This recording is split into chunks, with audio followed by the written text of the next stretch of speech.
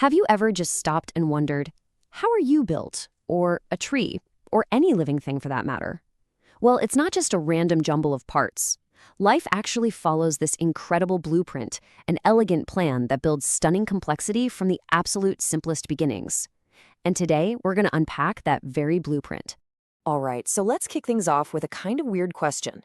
How is a living body like a skyscraper? It sounds a little strange, I know, but trust me, the answer is right at the heart of our whole story today. They are both these magnificent, complex structures, built level by level, starting with just one single fundamental building block. So, let's start where any good building project does, with the architectural plan. For living things, this plan is what biologists call the levels of organization. And here it is. This is the blueprint for life, this hierarchy. You start with the smallest unit, cells. Those cells team up to form tissues. Then different tissues come together to build organs.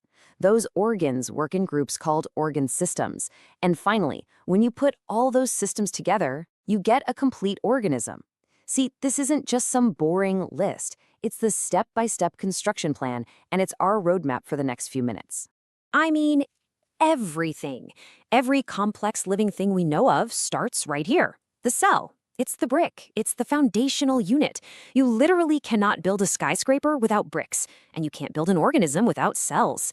It's where the whole incredible story begins. Okay, so you've got your bricks. What happens when they start teaming up?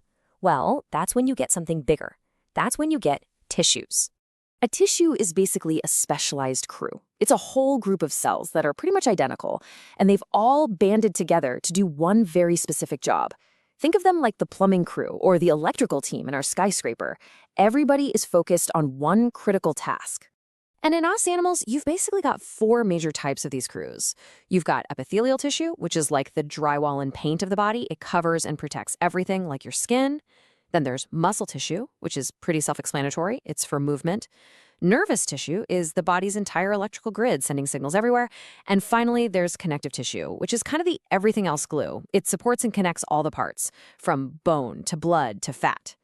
All right, so we've got our bricks, the cells. We've got our specialized crews, the tissues. What's next on the construction site? Well, now we start combining those different crews to build the really big, functional parts of the building. That next step up the ladder, that's where we get an organ. And here's the really important part. An organ isn't just one type of tissue. Oh no, it's a much more sophisticated structure where multiple types of tissues, multiple crews, are all working together to pull off a major function. And the heart? It is the perfect example of this. It's not just a ball of muscle. Of course, it has powerful muscle tissue to do the pumping, but it also needs connective tissue to give it structure and hold its shape, and it needs nervous tissue to tell it when to beat. It's this incredible team of different tissues all working in perfect harmony. And if we take one last big step up this internal ladder, we get to the organ system. This is where different organs, these complex machines, all coordinate to manage the really big picture stuff for the body.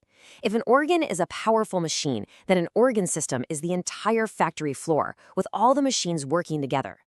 You know these systems, right? Think about your digestive system. That's your stomach, your intestines, and a bunch of other organs all working together to break down food. Or your respiratory system, with your lungs and trachea pulling in air. And that heart we just talked about? It's the superstar of the circulatory system, working with all the blood vessels to be the body's delivery service. Okay, so you might be thinking, this is all great for animals, but what about plants? Well, guess what? This whole organizational principle is totally universal. Let's take a quick look at plants to see how they use the same basic ideas to solve their own challenges, like how do you get water from the ground all the way to the top leaf? Plants have this incredible internal plumbing system. First, there's the xylem. You can think of it like a bundle of straws running up the plant, pulling water and minerals from the roots all the way to the leaves. It's a one-way street, going up. Then you have the phloem. This is more like a two-way delivery service. It takes the sugary food made in the leaves during photosynthesis and sends it down to the roots, the stem, wherever the plant needs energy. It's this beautiful, efficient solution that proves this building block design is a fundamental rule for all complex life. So, we've gone from the ground floor all the way to the top. We've built our skyscraper of life, from a single cell up to these complex organ systems. But there's one more huge idea we have to talk about, and it's probably the most important one of all. None of this works in a vacuum.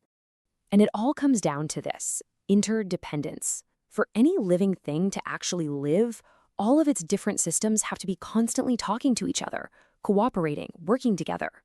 It's this beautiful, complicated, and absolutely essential dance of collaboration that makes the whole thing work.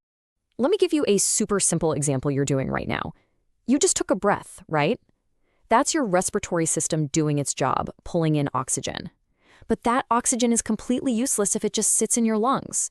So, step 2, your circulatory system, your blood, picks up that oxygen and acts as a courier service, delivering it to every single cell in your body.